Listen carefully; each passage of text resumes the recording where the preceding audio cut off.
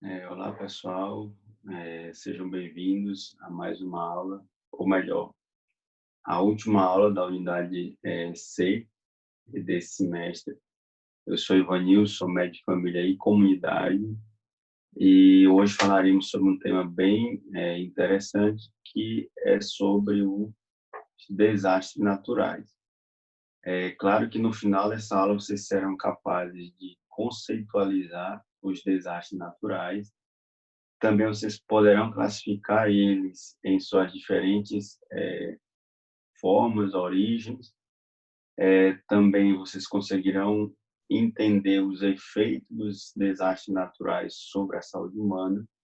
Vocês poderão compreender a gestão de risco nos desastres naturais e o saneamento em tempos de emergência. Tá certo? Então, como vocês observam aqui, nós só estamos por este meio que é de videoconferência por causa de um desastre natural, que aí no caso seria o coronavírus, que se enquadra em um desastre natural, e aí a gente vai estar falando um pouquinho mais sobre ele um pouquinho à frente, tá certo?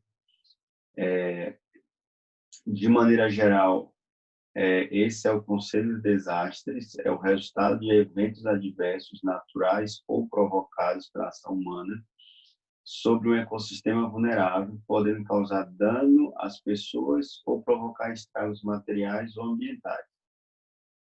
Traz consequências e prejuízos econômicos e de ordem social. Esse é o conceito de desastre de maneira geral.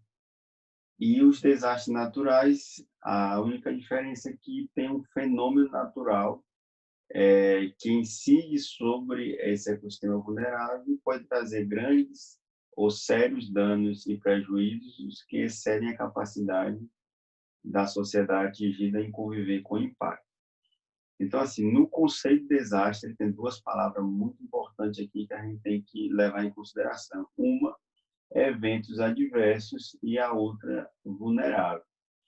Então, quando nós iremos falar sobre a gestão de risco dos desastres, é importante entender esses dois conceitos.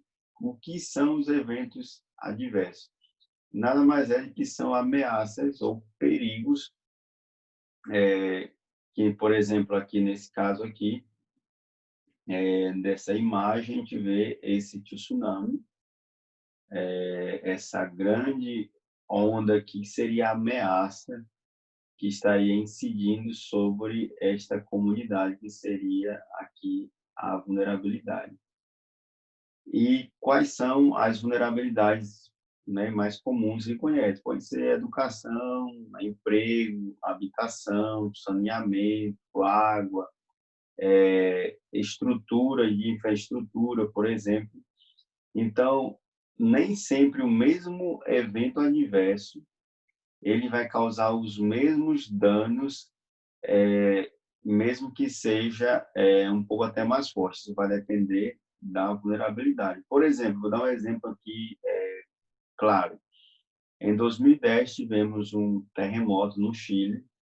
É um terremoto que teve, na escala Richter, mais ou menos 8,8, durou aproximadamente 3 minutos e tivemos ali aproximadamente 577 vítimas fatais. Já no mesmo ano, 2010, tivemos aquele grande terremoto no Haiti, que inclusive o Brasil mandou a ajuda humanitária, tudo isso vocês ficaram sabendo. Só que na escala Richter variou em torno de 7,3 aproximadamente.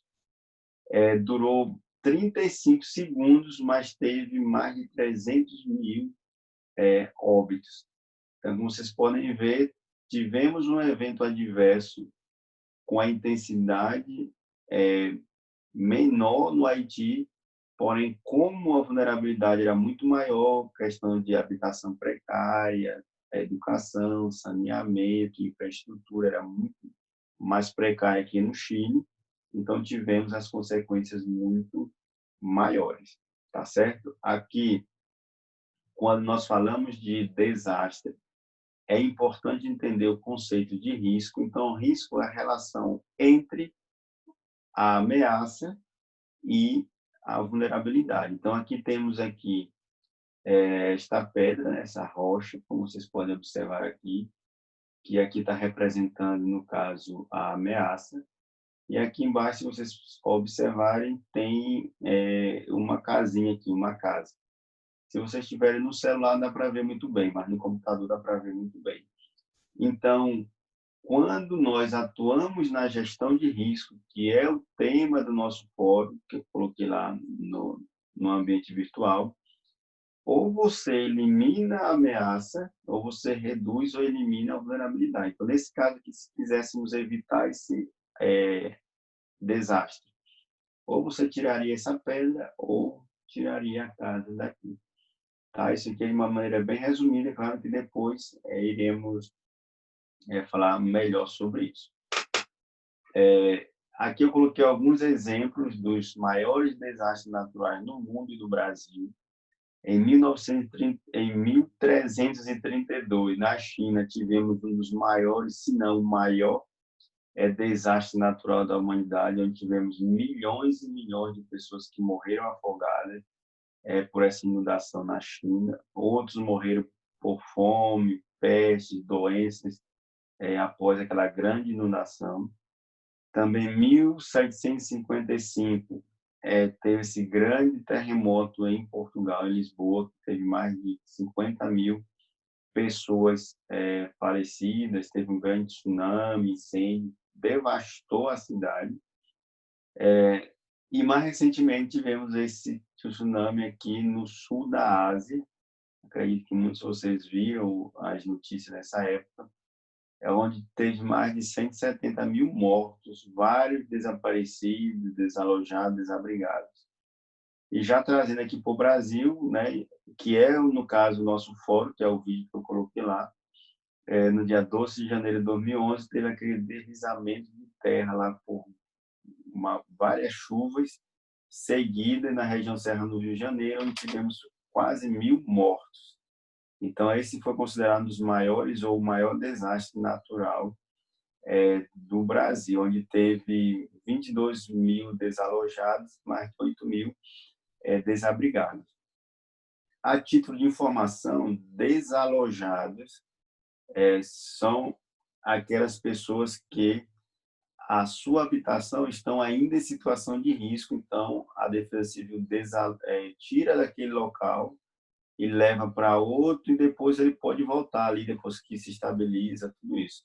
Já desabrigado é quando a sua habitação ou a casa desse indivíduo foi acometida pelo desastre natural. Por exemplo, um deslizamento onde a terra foi e cobriu a casa, e etc. Esses casos, é necessário que essa pessoa seja levada a um abrigo e depois colocada numa habitação, numa casa definitiva. Tem outros também desastres naturais, já citei esse do Haiti, que foi muito forte também. Tivemos também recentemente, em 2018, que foi o tsunami lá na Indonésia, que matou também muita gente. Tivemos aqui no Brasil recentemente, em 2015, que é um desastre, que a gente vai ver a classificação, que não é natural, um desastre com interferência humana, né, do homem, que foi a barragem de Mariana, que teve 19 mortos, mas teve muita contaminação ambiental. E o ano passado, né, mais recente ainda, tivemos em janeiro o rompimento da barragem de Brumadinho, que teve 259 falecidos e fora os desaparecidos e contaminação ambiental, que vocês sabem, que também não é bem um desastre natural, é mais um desastre que a gente vai ver a classificação um pouquinho adiante. E um dos piores desastres naturais que estamos vivendo no momento, estamos sentindo na pele, é esse coronavírus. Então, assim, a gente vai ver que ele se enquadra em todo o conceito de desastre. E aí ele veio realmente para atrapalhar muita gente, né? Inclusive vocês e eu, né? Por aqui, dando aqui por videoconferência. Tá certo? Mas a gente vai falar um pouquinho sobre isso. Aqui eu coloquei umas fotos, né? E essa é a primeira foto aqui, preto e branco. É uma representação ali da grande inundação na China. Essa outra aqui foi uma representação já atual do grande terremoto lá em Lisboa. Não é a imagem mesmo original, é só uma representação. Já esse outro aqui é o do tsunami lá no sul da Ásia, onde matou também milhares de pessoas, onde tem esse grande tsunami, né, grande onda. E essa aqui embaixo foi o do Rio de Janeiro, o deslizamento de terra, aqui só de maneira ilustrativa, para vocês terem uma noção como que são graves esses desastres naturais. Como que se classificam os desastres de maneira geral? Então, os desastres, segundo a sua origem, se classificam em desastres naturais, desastres humanos e desastres mistos. A gente já falou um pouco sobre ele. Desastres naturais são provocados por fenômenos da natureza, como a gente já tinha falado. Os humanos são aqueles ocasionados pela ação ou omissão humana. Tá? Que é no caso que eu falei das barragens de Brumadinho e de Mariana. E os mistos, que é em que o homem intensifica, né, a potência ou potencializa o desastre natural. Essa é a classificação segundo a origem.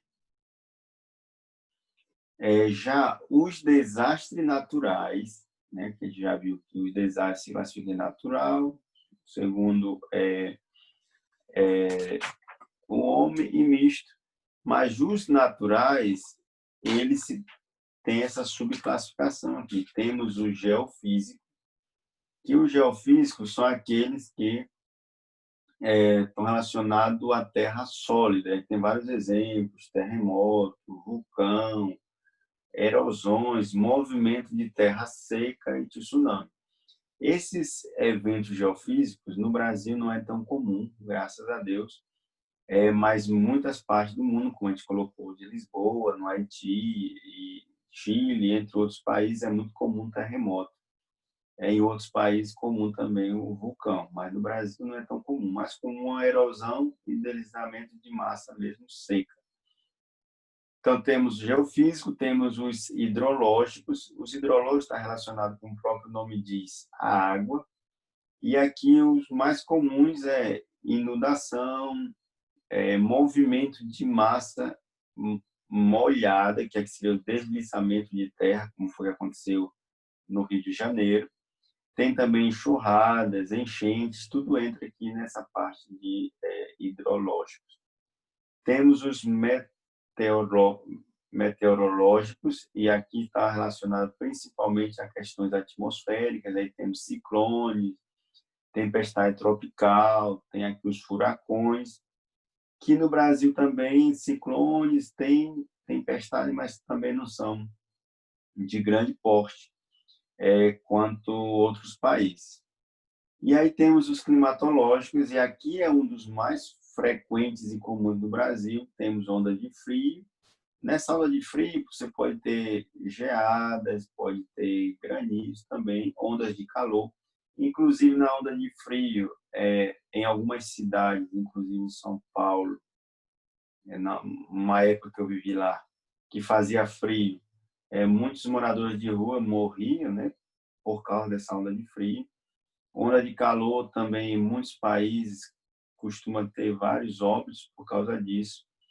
Incêndios florestais, aí tem a Amazônia e outros lugares, como aconteceu no próprio Portugal, Austrália, devido principalmente à seca. E já falando de seca, a seca também não está aí, mas ela entra como uma catástrofe ou um desastre natural climatológico. E a seca é o desastre climatológico mais comum e frequente no Brasil. Tem a seca, depois vem enxurradas, inundações, vendavais, granizo, movimento de massas, alagamentos, erosões, incêndios, tornados e geadas. Esses são os mais comuns aqui no Brasil, que foi os que eu citei. E também temos a classificação segundo a intensidade. Então, esse aqui é importante, principalmente para decretar situação de emergência ou estado de calamidade pública, que é o que a gente também vai comentar um pouco. Então, segundo a intensidade, tem 4 níveis. Então, o nível 1 é aquele que é basicamente um acidente, né? Nem considera um desastre, você tem uma pequena inundação, uma pequena erosão. Esses casos, o próprio município resolve, não precisa de mobilizar muitos recursos. Você tem o nível 2, que ele já tem um prejuízo maior, em cerca de 5 a 10% do PIB, mas não tem um estrago tão grande assim a nível municipal e a própria administração pública municipal consegue resolver. Já o grau 3 já são eventos ou desastres de uma intensidade maior e tem um prejuízo em torno de 10 a 30% do PIB municipal, como grandes enchentes, secas, que perduram por muito tempo, ou levar isso daí. E esses casos, muitas vezes é necessário o município decretar situação de emergência. E aí, quando ele decreta, ele consegue recursos federais ou recursos estaduais para ajudar a combater esse desastre. Já o estado 4 é aquele que realmente é de grande intensidade, como aconteceu lá no Rio de Janeiro, do coronavírus, entre outros, que tem um prejuízo maior de 30% do PIB, e nesses casos é necessário, sim, muitas vezes o município ou o estado decretar estado de calamidade pública. Aí, já que eu falei esses dois termos, eu coloquei aqui a diferença de um e de outro, o que é o estado de calamidade pública e o que é a situação de emergência.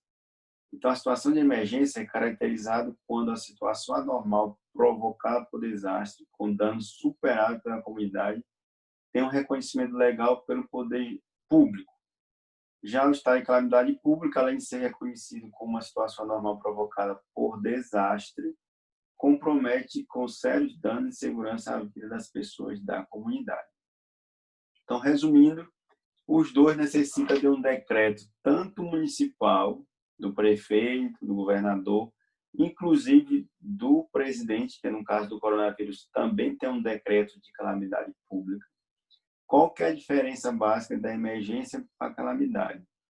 Na emergência, embora os recursos municipais e estaduais estejam limitados, ainda o município é capaz de sozinho, com mínimas ajudas, resolver aquele problema. Já quando você decreta calamidade pública, você está dizendo que o seu município, seu estado não tem condições financeiras, estruturais para resolver aquele problema e necessita de uma ajuda imediata, tanto da União quanto do Estado. E é isso que está acontecendo hoje com o coronavírus. Né? Aí você pode gastar aí à vontade, aí depois justamente porque você, teoricamente, não teria condições para manter funcionando serviços essenciais no estado de calamidade pública. Então, nós, no momento, aqui na Paraíba, estamos em calamidade pública, o Brasil está em calamidade pública e Patos está em calamidade pública. Então, realmente vem um tema, né, tudo a ver pelo coronavírus. Aqui eu coloquei algumas consequências dos desastres naturais, os principais no Brasil, é claro, que foi sobre inundações, enxurradas, alagamentos e secas, tanto nas consequências ambientais quanto socioeconômicas. Então, assim, relacionado à inundação, as consequências ambientais principais é contaminação da água, do solo, dos alimentos. Também compromete o serviço de coleta de lixo, por exemplo, e favorece ou altera a questão dos vetores, favorecendo a doença de transmissão vectorial, como zika, dengue, chikungunya, malária, febre amarela, e vai. E temos as consequências socioeconômicas, que são várias, como interrupção, por exemplo, de pontes, ruas, começa a faltar combustível, aí falta água, falta eletricidade, gás, a internet cai, então, assim, diminui os serviços de comércio, aí é no caso do coronavírus, comércio, escola, serviços, inclusive de saúde, comprometidos. Então, tem um prejuízo no trabalho, questões emocionais. Então, assim, tem realmente o desastre. Esses, por exemplo, de inundações, que é no exemplo, seriamente na questão socioeconômica também. E com relação à seca, temos toda aquela questão da água também. Mas o que acontece com relação à água? Normalmente, na seca, você armazena água e, ao armazenar água, você favorece também a proliferação daqueles vetores. E como o ar é muito seco, favorece a alergia, rinite, rinocinusite, favorece principalmente doenças respiratórias altas, as famosas IVAs. E na questão social ou socioeconômica, a gente vai ver que tem comprometimento na questão da água, principalmente a questão da agricultura. Então, assim, na nossa área aqui, o Nordeste, graças a Deus, esta época do ano está chovendo muito aqui em Patos, mas muitas vezes no ano não chove. Então, principalmente a parte da agricultura, pecuária, a parte de pesca é muito comprometida nas épocas de seca e estiagem. Então, tem um prejuízo econômico grande. Outra questão aqui, muitos dessas pessoas que viviam no campo, quando vem a estiagem, eles procuram os grandes centros, tem aquela migração excessiva para as áreas urbanas, que é outro problema também. E aqui, quais são os efeitos dos desastres naturais na saúde humana? Então, de que maneira esses desastres repercutem na nossa saúde? Então, assim, quanto mais vulnerável o maior vai ser o impacto sobre a saúde. Quanto mais vulnerável for aquele local atingido por esse desastre, onde tiver educação, habitação, saneamento, que eu já havia falado, recursos hídricos e econômicos. Então, quanto pior for essa vulnerabilidade, maior vai ser a repercussão na saúde humana. Então, aqui, vocês observam, tem os eventos geofísico, meteorológico, hidrológico e climatológico, os tipos de desastre segundo, né, a subclassificação, e aqui as cores de cada um. Então, quais são as repercussões? Pode ter óbitos, né, morte, que é o mais comum. Em qualquer um desses eventos pode ter óbitos, lesões graves, traumatismo, perfurações, esmagamentos, entre outros. Pode ter, sim, intoxicação, dependendo do tipo de evento, né, de desastre, envenenamento, transtorno psicossocial e comportamental. Então, em momentos de desastre, realmente, da depressão, ansiedade, fobia, transtorno pós-traumático. Então, são coisas muito comuns. Quem já passou por algum desastre, aumenta a pressão. Se for, por exemplo, na parte de hidrológico, pode ter afogamento, choque elétrico, contato com a água, leptospirose, que é transmitido, né, na questão do rato lá, então favorece a proliferação desses vetores. Eu já falei de doenças de transmissão vetorial e não só vetorial, também de reservatório. Então, por exemplo, você tem ali giardiase, você vai ter gastroenterite, você vai ter verminose, então uma série de doenças, hepatite A também, febre tifoideia, disenteria, tudo relacionado, cólera, a esse tipo de evento à saúde após um desastre. Desnutrição, principalmente na seca, diarreias, infecções cutâneas, raquitismo. Então, assim, são uma série de repercussões na saúde humana que esse desastre podem trazer.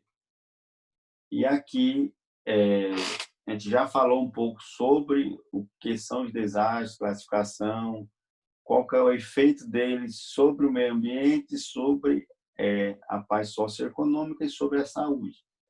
E como é que nós vamos lidar com situações de desastre? Como é que é feita a gestão de risco?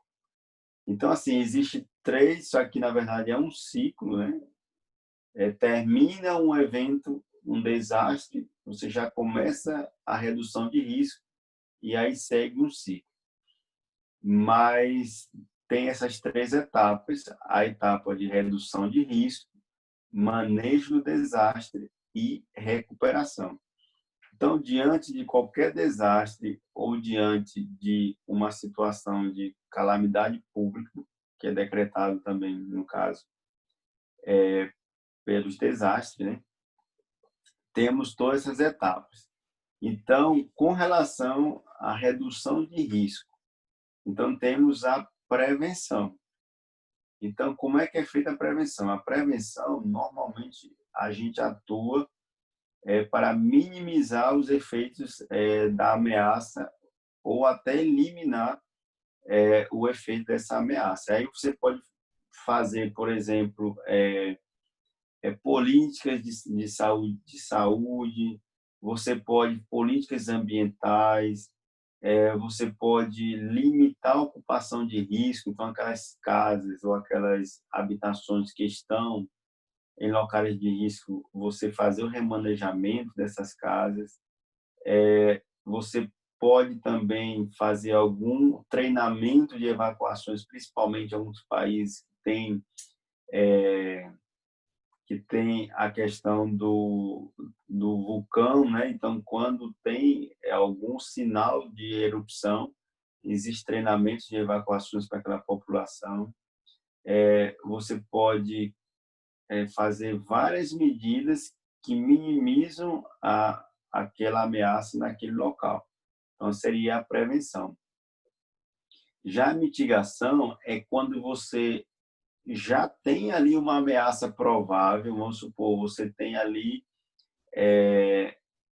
uma área, um encosto, por exemplo, ou uma barreira que está próxima a cair sobre cidades ou sobre uma estrada, por exemplo, e você já está vendo aquela ameaça ali nítida, então você ali, na mitigação, você constrói ali, por exemplo, uma contenção para que aquela barragem não caia, por exemplo.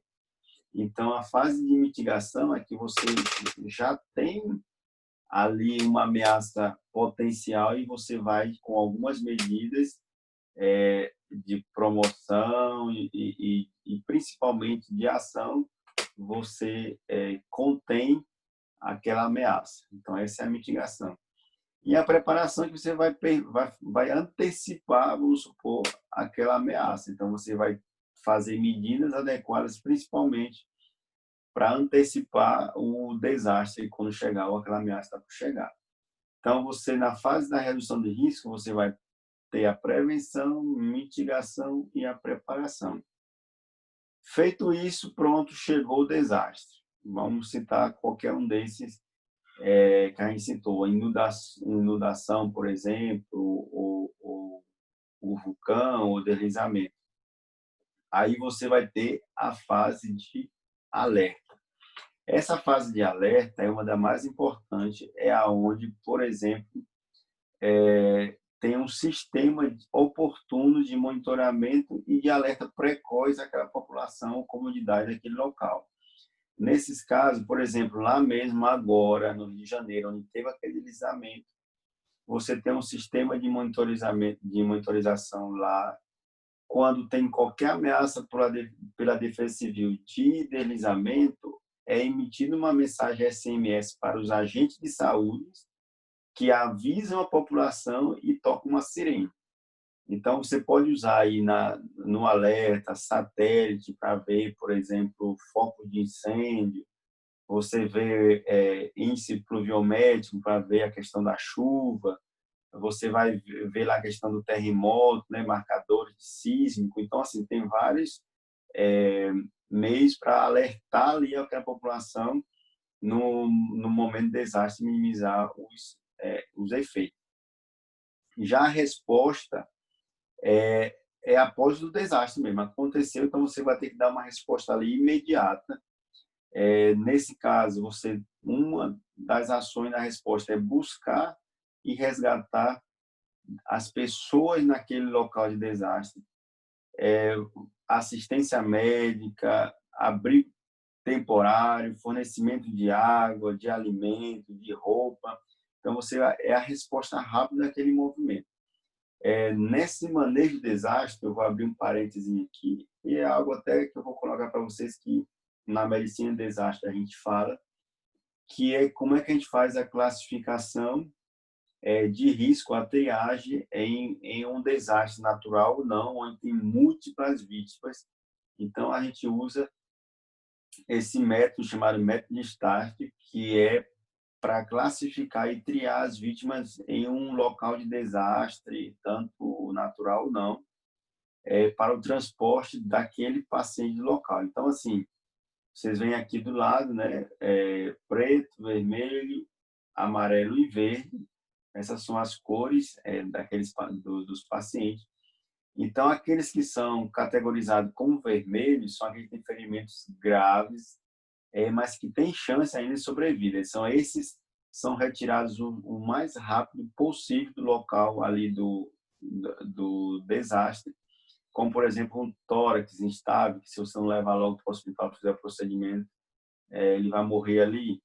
Já os amarelos, aquele pode aguardar um pouco. Então, primeiramente, é retirado os vermelhos. Amarelos são ferimentos que pode esperar um pouco, por exemplo, fraturas.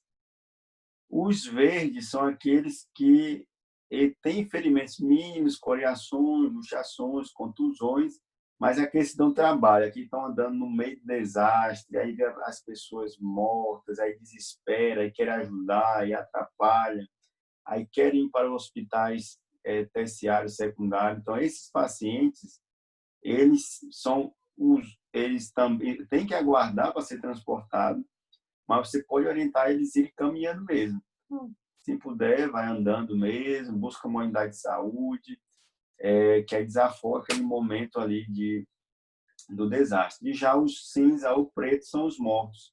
São aqueles que você chama e não responde, ou que tem uma lesão aparente grave, como, por exemplo, trauma crânioencefálico ou parada cardíaca. Esses aí, normalmente, também são os últimos a ser transportados.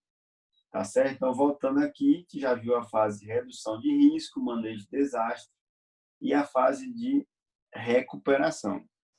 Então, a fase de recuperação se subdivide em reabilitação e reconstrução.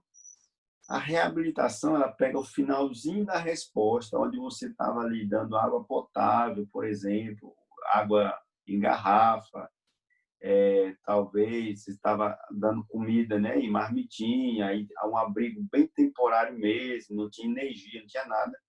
Já na fase de reabilitação, é onde esse serviço de saneamento básico ele já tem que ir voltando pouco a pouco. Então já tem que procurar realmente água potável ali para suprir aquela comunidade afetada. Você já tem que restabelecer, por exemplo, a coleta de lixo.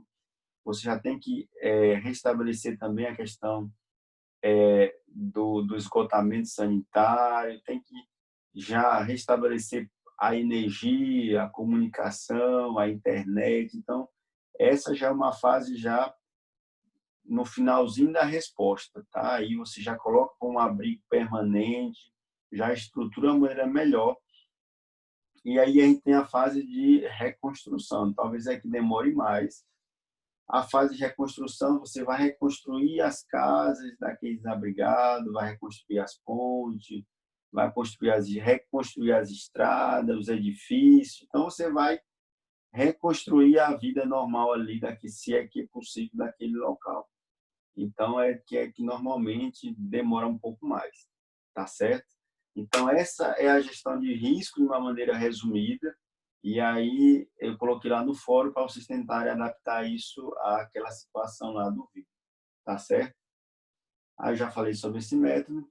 E, para terminar aqui, o saneamento nos desastres. Na gestão de risco, a gente já fala um pouco do saneamento, mas eu deixei aqui esse slide só para demonstrar a importância do saneamento nos desastres, né? Que eles são extremamente importantes, porque se você não faz um adequado saneamento, só vai piorar infecções, vai piorar a questão de saúde local, e aí por isso que é importante. Então, é necessário que sejam feitos de maneira indispensável, Aí, quais são os saneamentos que a gente faz logo? Primeiro, restabelecer abastecimento de água, disposição sanitária, dos dejetos, coleta de lixo, higiene dos alimentos, controle de insetos e roedores. Tudo isso são medidas necessárias após um, um desastre para realmente restabelecer e prevenir mais danos ainda, tá certo? Então, aqui são as referências bibliográficas, eu coloquei algumas delas lá na plataforma, mas, de maneira geral, esse foi o tema. Espero que vocês possam revisar também os materiais que eu coloquei lá para aprofundar no conhecimento. Como eu falei, esse foi o último tema, né, no ambiente virtual. Espero que vocês façam também lá o fórum, façam exercitando. E no dia 29, das 9 às 11 da manhã, estarei no chat para tirar qualquer dúvida. Tá certo? Então, bom estudo a todos. Espero que vocês possam desfrutar desse tema tão interessante, já que é um tema que tem tudo a ver com a gente, né? Que é a questão do coronavírus, estado em calamidade pública e de desastre nacional. Então, tá certo. Tchau para vocês e bom estudo.